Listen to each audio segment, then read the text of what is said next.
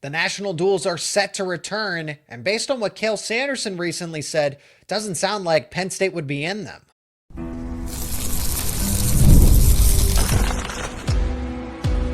You are Locked On Nittany Lions, your daily podcast on the Penn State Nittany Lions. Part of the Locked On Podcast Network, your team every day. And as always, thank you so much for making Locked On Nittany Lions your first listen and watch every single day. My name is Zach Seyko. I am your host of the show, and I'm joined once again by the expert himself, the voice of Penn State wrestling. That is Jeff Byers over on the other side. And if you want to check out Jeff's work outside of Penn State wrestling, he is the morning show host over at Fox 98.7 in State College. Links to his work will be down in the description. Today's episode is brought to you by Game Time.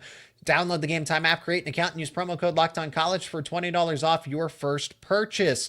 Jeff, we got an interesting conversation today. We're not only talking about Penn State versus Rutgers with this upcoming dual meet, which you will be on the call for, but there were some interesting results at the Nebraska dual meet, but I think it's fitting to start with the national duels that have officially been announced. They're going to be hosted by Oklahoma State and David Taylor, but Cael Sanderson, before that official announcement, was asked about it and didn't really seem too keen on the idea of a national duels tournament again. But now it exists. From your point of view, do you think Penn State's going to stick with what Cael Sanderson's alluding to, and that they're not going to wrestle in this? Yeah, I'm not sure. I'll be interested to see kind of how this thing evolves, because, you know, I think that the money they have involved is makes it enticing. Significant here, yeah. And I think it's I like the idea of and I like it having it at the start of the season. I do too, yeah. Because I do think it gives you a marquee event to kind of circle in the off season as, all right, this is something we can really look forward to kind of kick off the season. And to me, I compare it to the early season big time college basketball tournaments like the Maui Invitational and those sorts of tournaments where you get, you know, some of the marquee teams together. Now, you know, I think one of the things you could do to make it maybe a little different, because I think one of the concerns is, and I don't know how great of a concern it is, but, you know, Penn State Iowa kids are already likely going to meet each other 3 times during the season, and maybe with the NWCA All-Star Classic 4 times, one unofficially. You know, I think the question becomes, how many times do you need to be facing the same competition during the course of the season, and how much does that really benefit anybody, including the fans? You know, I kind of like what they've done with the journeyman duels, in that you can get some different teams that you're matching up against. So I like the idea of the national duels myself, but I also would be okay if they just picked like 2 or 3 different early season tournaments, and maybe you had, you know, Iowa and Oklahoma, and I'm making up the schools, Arizona State in one location, you know, Penn State and Iowa State and, you know, NC State at another location, and have, you know, 2, 3, maybe 4 tournaments in different spots where you get some teams that, again, you would be able to match up and create some excitement and dual meets that you wouldn't be seeing during the regular season, and give those guys on those teams a taste of, all right, this is some of the other top competition that you may see again in March. You know, I like anything that kind of creates interest in the sport, and I think this helps create interest in the sport. When I heard Cael Sanderson's reaction to it, even before it was officially announced, because it was rumored and they were still discussing things, and he said, "Oh, I heard this come back around," right? And I personally like the idea of it too. The best, and that's something at, you know, because I haven't been fully covering wrestling for the longest time, right? I'm not afraid to be transparent about that. So one of my first questions, you know, covering all of this was why isn't there an NCAA tournament that involves the teams where this team, like the March Madness, if you the NCAA tournament, why isn't there that for the team duels? The state of Pennsylvania has it for high school.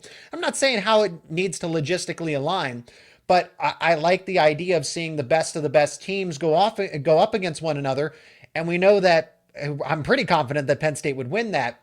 But my point is, I would still like to see, hey, okay, is it Penn State and is it Iowa or is it Oklahoma State or is it Michigan? I feel like there's some parity and variety and uncertainty there of who would be those true top 2, top 3 teams. And then you can have a third place match in addition, if that all works out. So I like the idea of it. It makes for better wrestling. So I get Cael's point when he says that, because I'm not saying he's wrong, but the loose translation of it is that it's a waste of time because NCAA wrestling is already exciting. You're basically taking away from what the sport is. Jeff, can you add some clarification to that? Because that's how I kind of view what Cael is trying to say. That is, it's not necessary. Why is he saying it's not necessary? Yeah, I think I don't know for sure. Let me start with that. So I'll let Cael speak for himself. But I think that the concern is that do you need to manufacture an event to create more interest? One of the things that I think irritates Cael a little bit is this idea that the dual meets don't really matter. I think in his mind, they do. And I think in every wrestler I've met and talked to, they do matter. It's important. And you like that team environment, you like responding to the crowd, and you like pulling through for your team. That's in right. a team scoring event like that. I think you can think that dual meets are very important and are really good for the sport and still recognize that the NCAA championships are the ultimate goal and that is what the sport ultimately is about. It's like, saying that a marquee regular season matchup in college football, Penn State, Ohio State game at the Horseshoe or at Beaver Stadium, that is a big deal. Yeah. Is it the national title? Does anybody think it's as big as the national title? No, but in the moment, it is a really big deal. And I think Cael's point is that we already have a lot of great events. We don't necessarily need to manufacture something. And, I think the other concern is that how many times do you want to face the same competition during the course of a wrestling season? And I get that. Yeah, like Penn State and Iowa, if Penn State and Iowa were to meet somewhere along the way in a national duels tournament, well, now you're having 2 dual meetings during the season, as well as the Big Ten and the NCAA. Now, I could argue that either way. I think fans with each subsequent... I would like that. I'd watch that over and over and over. Yes, there's more intrigue and more, hey, can this guy continue to win? So, yeah. I think you could argue that point either way. I like the idea. I don't want it to ever be perceived, and I don't think it will be, as, hey, this is the national championship, the team national championship, and then we have the individual championship at the end of the year. To me, this is just a marquee event. Let's get the top teams together. Let's have the dual meet format. Again, you're crowned the national dual champion. I don't think anybody looks at that. And I don't think they did previously when they used to have this in January.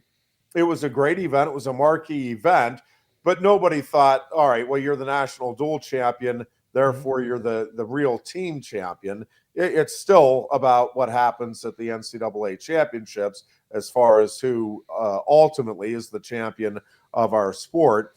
I think that would remain the same. I just think it adds a marquee event to get people talking and then locked in that, hey, yep, wrestling season is really underway now once we get this marquee event underway.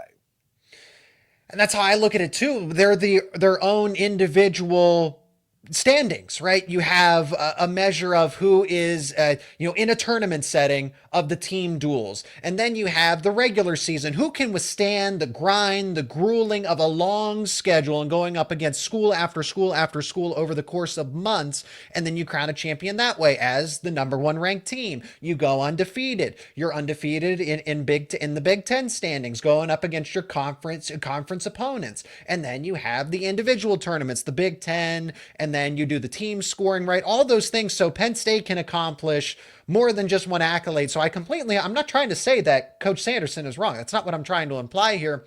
But when I look at it, it's just what are you getting out of the Army Black Knight Invitational? Let's say that replaces that. They go to the Army Black Knight Invitational, and I understand it's a great event. You learn a lot about your team, and Penn State enters it in consistently year in and year out. But what do you not understand about your team when you go to the Black Knight Invitational against some schools that are not the same caliber of Penn State versus ones that you know that are? And there's something more on the line. Like nobody looks at, oh, well, Penn State won the Army Black Knight Invitational team standings. Yeah. They're going to look at, wow, they won the team dual championships over Oklahoma State in a neutral site. That one's going to be more profound. Yeah, I mean, I think most coaches want to have at least one in-season tournament format, just because that's what the Big Ten and the NCAA or whatever your conference is, conference tournament and NCAA is about. So you want to get your kids, or I guess the Journeyman Classics in a sense. Yeah, a taste of that experience. Yeah, I think. I mean, again, I think you could argue it either way. I think there's some benefit to knowing that you're going to face some different competition. Like Penn State wouldn't have faced Little Rock this season if not for the Journeyman duels. Mm-hmm.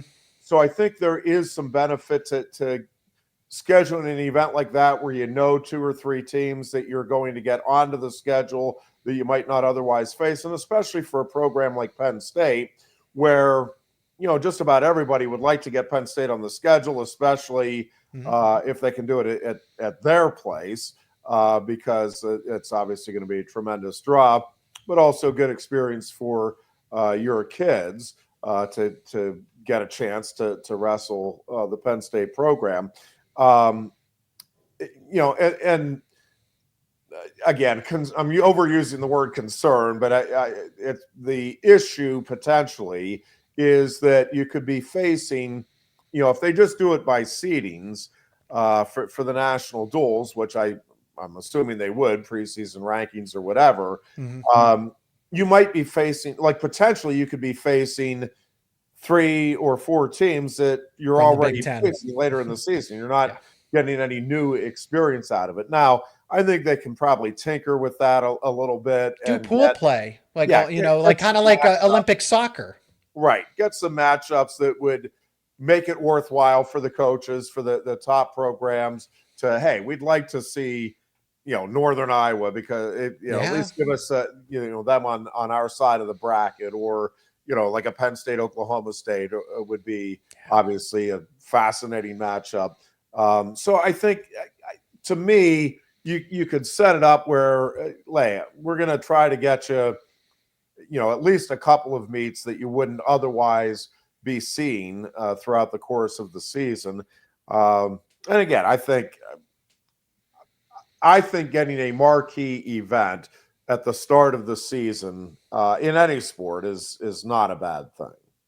I like the idea of it. I really hope Penn State doesn't opt out of it, but it would not surprise me if they ultimately do. Now, something that did surprise me, Jeff, was the way that the matches unfolded. It's not necessarily about the losses, but Shayne Van Ness and Braeden Davis, the way they had lost, let's make a little more sense of that, how they can bounce back and what they certainly learned against Nebraska. Before we get to Rutgers, that's all coming up next here on Locked On Nittany Lions. And today's show is brought to you by TalkSpace. Therapy is a game changer. It can help manage stress, improve sleep, and communicate more effectively. But finding the right therapist and fitting sessions into a busy schedule can be a challenge. Now that's where TalkSpace comes in. TalkSpace, the leading virtual therapy provider, makes getting the help you need easy, accessible, and affordable. With TalkSpace, signing up is simple. You can match with a licensed therapist who fits your needs, usually within 48 hours, 2 days, and it's convenient. You can have the sessions from the comfort of your own home and even message your therapist in between appointments. Plus, TalkSpace is covered by many insurance plans, and for most insured members, there's a $0 copay. It's never been easier to prioritize your mental health. As a listener of this podcast, you will get $80 off the first month with TalkSpace when you go to TalkSpace.com/LockedOnCollege. Enter promo code SPACE80 to match with a licensed therapist today. Go to TalkSpace.com/LockedOnCollege and enter promo code SPACE80 to get $80 off your first month. That is TalkSpace.com/LockedOnCollege, promo code SPACE80. Shayne Van Ness and Braeden Davis, while losing is one thing, but I think in the fashion that they did was kind of what stood out to me. I mean, it definitely stood out. Shayne Van Ness, who was arguably in the same category, in the same tier as a Ridge Lovett, going down 10-2. And I get it, Ridge Lovett, now, personally for me, I think just because he had a disappointing end to the NCAA postseason, Tyler Casack absolutely rolled him in that NCAA postseason not too long ago. And I kind of forgot just, hey, what kind of caliber of wrestler Ridge Lovett is, but now I expect him to be a national title contender, but maybe he's lost a step. And Shayne Van Ness looked really good in the All-Star Classic. Certainly no signs of the injury, and I'm not trying to imply that there are here, but he just did not look like himself. 10-2, that final score, Jeff. What's even more surprising is that he didn't secure an offensive takedown. Ridge Lovett is insanely talented when it comes to his offensive game. It's not to say that his defensive game isn't good either, but Shayne Van Ness to lose this way, it raises more questions for me than it does make me feel more secure in his path to an NCAA title and maybe even a Big Ten title, because they very well could meet again on that stage. Yeah, I think it was a difficult matchup style-wise. I do think Shayne will make some adjustments. I think he he had some opportunities there, and I thought really pressed the pace in the first period. But I think it was a situation where he was kind of trying to I'm oversimplifying this, but it felt like he was kind of trying to finesse his way into the legs instead of, you know what, I'm just going to go grind my way in and find the leg no matter what, kind of that bulldog mentality. And I think, Lovett is a legit national title contender. He's still there. Yeah. And I think Shayne is too. I think there's probably 3 or 4. I'm not sure, to be honest with you, Zach, that I would have believed going into that bout that anybody, Ridge Lovett or anybody out there, could prevent Shayne Van Ness from recording a takedown over 7 minutes. So, I give Lovett a lot of credit. I think he wrestled a really smart match, a very tactical match, and I think obviously an outstanding match. I do think, again, Shayne will make some adjustments. I think that weight class, again, 3 or 4 guys there that could come out on top, and those are 2 of them. I'll be very curious to see if they do meet at the Big Tens, just kind of what the adjustments are and kind of how it plays out. And regardless of how that plays out, I'll be more interested, obviously, if and when they meet at the NCAA championships as well. But I think it's one of the kind of fun things in sports is when you have wrestlers meet multiple times and you get to see kind of the adjustments. And I don't get too caught up one way or the other on a result that goes. Momentum plays a factor here, and I give Lovett again a ton of credit. Absolutely. I think, I go back to like the Ohio State-Oregon football series this year. Give Oregon credit. It won the first time around. Ohio State looked like a completely different team the next time they met. And who knows if they had met a third time, I'm not rolling out the possibility Oregon figures some things out and they make adjustments. So, again, to me, it was much more about, hey, Ridge Lovett was on that night. Shayne Van Ness couldn't solve him in that particular moment. Now let's see what both wrestlers do and adjust to. And again, I suspect we'll see that meeting at least once more this season. Yeah, and now you have the film study to go off of to make the adjustments, and not too far away from getting a chance to redeem yourself in a sense against a Kyle Parko of Iowa. So that one will be intriguing between Van Ness and Parko when Penn State faces Iowa in almost a week's time here. I don't want to look past Rutgers because we still got to talk about them. But Penn State, Braeden Davis at 133. I am not as overly surprised there just because of the respect that I have for Jacob Van D. Covering high school wrestling, seeing him at the state tournament, and seeing him go up against opponents from the schools that I was covering frequently, dude was just dominant. And it's different, right? Being a state champion versus, wrestling up against the best of the best in the Big Ten and then NCAAs. But Jacob Van D, the potential is there. So him being just kind of on the outside looking in terms of the rankings may surprise the general public, but that result reminds me that, hey, Jacob Van D is still there and is capable of that caliber of wrestling.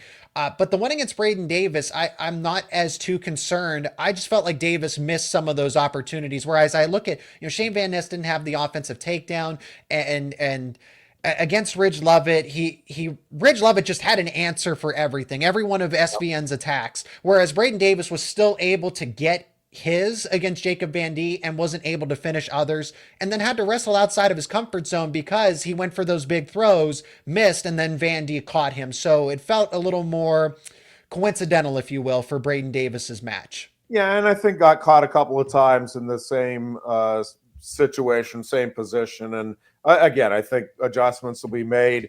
I'm with you. Van D is a really dangerous wrestler, and he can be good, yeah, and certainly capable of being on the podium here when March rolls around.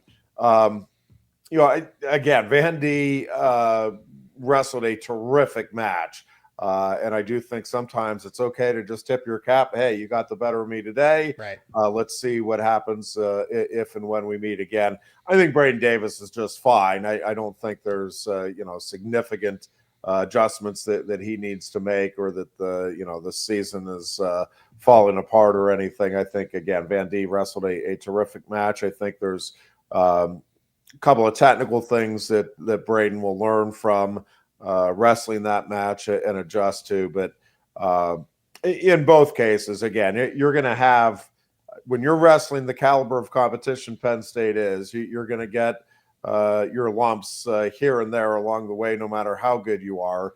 And I just think that's, part of the process. Again, you're trying to ultimately get to the championship at the end of the season and the ultimate goal. And I think some setbacks along the way sometimes can just kind of sharpen the focus and allow these guys to dial in a little more. And certainly if you're the type of competitor that Penn State thinks these guys are, that's exactly what's going to happen. They're going to go back with a little more fire in the room, a little more sense of purpose in terms of improvements and adjustments that need to be made. And again, that doesn't guarantee anything. Mm-hmm. I think, again, there's a lot of outstanding wrestling throughout the Big Ten in the country. While I think Penn State is going to be right there and has a chance in any match, there's certainly also a bunch of guys at a bunch of weights that are capable of rising up and winning the whole thing as well at the end of the year. Yeah, and I think Davis will definitely be better because of it. He showed me a lot against Ryan Crookham in that loss. It's kind of a situation where it's like, don't do that again. There really isn't something overly concerning from Davis's result against Van D. Jeff, before we get to Rutgers, can I just get your thoughts real quick on that Beau Bartlett Brock Hardy match? Because when I walked away after watching that one, I said, I know there's a future and Beau's going to be in the Big Ten tournament, the NCAA tournament, and still has some other dual meets, but to this date, I think that's Beau Bartlett's best win of his career. It was certainly a very good one. I think he and Hardy are just very good competitors. Bartlett just, much more often than not, finds a way to win those types of matches. And, I think the experience he has and the confidence that he has in pulling out those close matches at the end, pay dividends certainly in that one, but I think will continue to pay dividends as the season plays out here. It's just the way it happened, right? In front of that hostile crowd, record Yep. setting out in Lincoln, Nebraska. Nebraska is, more or less of a top 5 team, whichever rankings you look at. And to do that after he fended off your Granby roll, right? Was able to defend that. That's a signature move of Bartlett's, a signature move of a lot of people. And Hardy went right with him. And that, nope, I still got one more. And he was able to overcome that in the final second. So I thought that was a great finish and a good win for Penn State overall. But, highlighting because losses don't happen very often. So it's important to try to get to the bottom of, what can be corrected in the near future here. So Penn State's got another interesting dual meet against Rutgers. There are going to be some intriguing matchups. Let's talk about those and how Penn State will perform out in Piscataway on the other side of this break. And today's show is also brought to you by Game Time. Attending the NFL playoffs is an experience like no other, whether it's the energy, the excitement, the connection with other fans, all of it's unmatched. And it's a memory you'll create and never forget. Game Time makes it easier to create those unforgettable memories with the new feature called Game Time Picks. Filters out all the fluff and shows you only incredible deals on incredible seats so you can focus on what actually matters. Being there, being present at the events. You can use Game Time Picks to grab playoff tickets for those upcoming games, and it couldn't be any easier. There'll be the super deal which will be listed at the top and give you incredible value on those amazing seats, and you can preview the view of that seat before you buy it. And there's all-in pricing. That's a game changer because there's no surprise fees at checkout. And then knowing your tickets are backed by the Game Time guarantee will give you complete peace of mind. Take the guesswork out of buying tickets with Game Time. Download the Game Time app, create an account, and use promo code LOCKEDONCollege for $20 off your first purchase. Terms apply. Again, create that account. Redeem code LOCKEDONCollege for $20 off. Download Game Time today. Last minute tickets, lowest price, guaranteed. Penn State versus Rutgers over in Piscataway, New Jersey, as I mentioned. Jeff will be on the call. That one starts at 7:45 Eastern time in terms of pre-match festivities, and then the dual meet begins at 8 p.m. Beau Bartlett will be in attendance to watch this one. There's more battles than just one on the mat here. Penn State's, continuing its recruiting battle for Beau Bartlett, like Rutgers is as well.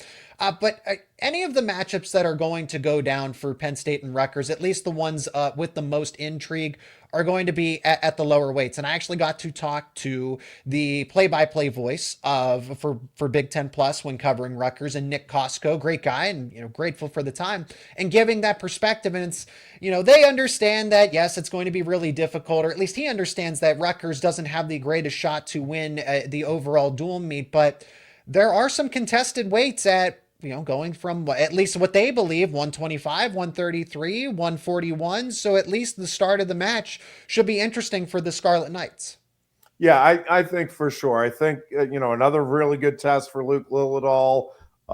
And again, against a more experienced wrestler. And I think these are, again, regardless of results, obviously better with the wins. But I just think these are important matches for Luke Lillidahl to get under his belt and to get a feel for some of these, again, more veteran wrestlers who are highly ranked. And Dean Peterson is certainly a very dangerous opponent for Rutgers. And I think, this will be another big test for Braeden Davis. Dylan Shaver is a terrific wrestler, and I think is also capable of really big things. And I think that's, a match that certainly could go either way. And I think for Braeden, it's probably a little more important. A lot of these guys, I say it's just good to get the feel, not as important the result. Obviously, you rather have the win in every circumstance. But I actually think in this case, it maybe is a little more important for Davis to get the win, just to make sure that confidence doesn't really get shaken. I don't know that a loss necessarily shakes your confidence much, but if you start stringing a couple of losses together consecutively, that can start to play on you a little bit. So I think this is, maybe a little more urgency in my mind for Braeden Davis to find a way to win. And again, it really up and down the lineup, it is a really solid Rutgers team. I mean, I think Penn State will be favored in the rest of the bouts, but there's not really a gimme there where it's, hey, you ought to be getting 5 or 6 points automatically. Not that Penn State couldn't go get 5 or 6 points in some of these bouts, but they'll have to earn it. This is, again, I think a really solid dual meet team that Rutgers has. I think probably not as great of a tournament team this year. I don't know that they have that top end firepower, really outside of those first 2 weights. Maybe Oliveri can get on the podium there as well. But I think just a really solid team top to bottom. And again, a home environment, being on the road here for Penn State, that home environment for Rutgers, if they can get a couple of wins out of the gate, I think their thinking is maybe we can pull a surprise somewhere and really get something special going there at the rack. Yeah, they're up and down the line. Of course, Dean Peterson against Luke Lillidahl, Dylan Shaver against Braeden Davis, Joseph Oliveri against Beau Bartlett. That could be a close one in its own right. And there are just some wrestlers that just kind of, in comparison to what Penn State has, right? A Slavakuski at heavyweight is a top 10 ranked wrestler, but Greg Kirkfleet is just that good. And then Jackson Turley has impressed me over his career, but he's going up against Levi Haynes. So there's just such that gap in talent that makes it seem as, Rutgers is second class here, but they're a top 15 dual meet team per intermat. So it's not going to be in this.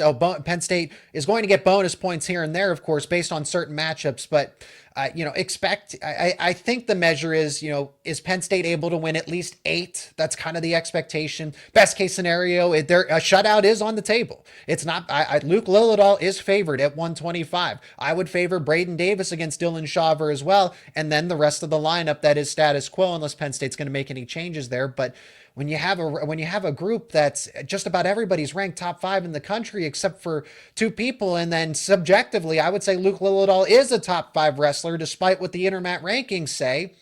It's hard not to say that Penn State can't go out there even against Iowa in almost a week's time. A shutout is on the table every time they go out there to wrestle. No, I think that's true, and again, I think it's also true that, if they're a little off and if the other team is, wrestling at its highest level, certainly 3-4 losses in a meet or 2 here is possible. But at the end of the day, I think this is the most impressive college wrestling team that's ever been assembled, what Penn State is putting on the mat. And again, if this team stays healthy, and that's a capital I, capital F, but if this team stays healthy going into the postseason,